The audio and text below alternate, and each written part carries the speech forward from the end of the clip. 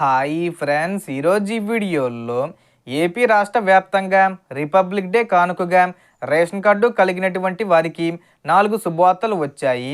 ఈ 4 శుభవార్తలకు అర్హతలు ఏంటి, రూల్స్ ఏంటి, సో దానికి సంబంధించిన పూర్తి ఇన్ఫర్మేషన్ ఈ వీడియోలో తెలుసుకుందాం. అండ్ వీడియో మీద నచ్చితే లైక్ చేసి షేర్ చేసి సబ్స్క్రైబ్ చేసుకోండి ఫ్రెండ్స్. సో ఏమాత్రం లేట్ చేయకుండా వీడియోలోకి వెళ్ళిపోద్దాం. సో రిపబ్లిక్ డే కానుకగా ఈ జనవరి నెలలో రేషన్ కార్డు ఉన్న కుటుంబాలకు 4 మంచి శుభవార్తలు రావడం జరుగుతుంది.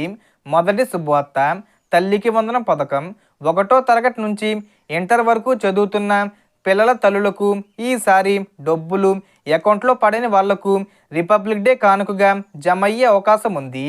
ఎవరికి పడుతుందంటే పిల్లల చదువు కొనసాగుతూ ఉండాలి, హాజరు సుమారు 75% వరకు ఉండాలి, పిల్లల వివరాలు ఆధారు, బ్యాంక్ ఖాతా, తల్లి ఆధారు, రేషన్ కార్డు సరిగ్గా లింకే ఉండాలి. రెండవ శుభవార్త, అన్నదాత సుఖీభవ 3వ విడత సహాయం.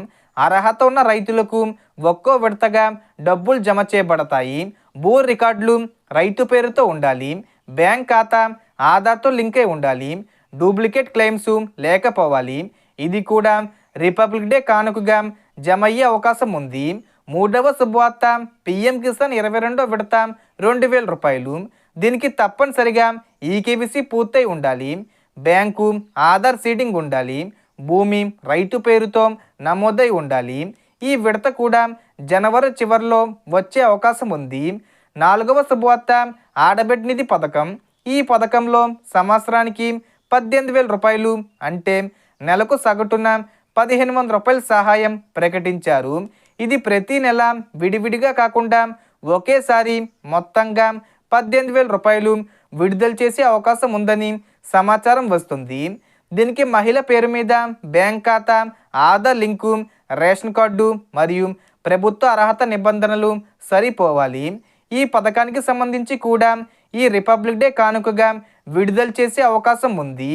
సో దీనికి సంబంధించి ఏ చిన్న ఇన్ఫర్మేషన్ వచ్చినా నేను వీడియో చేసి పోస్ట్ చేస్తాను.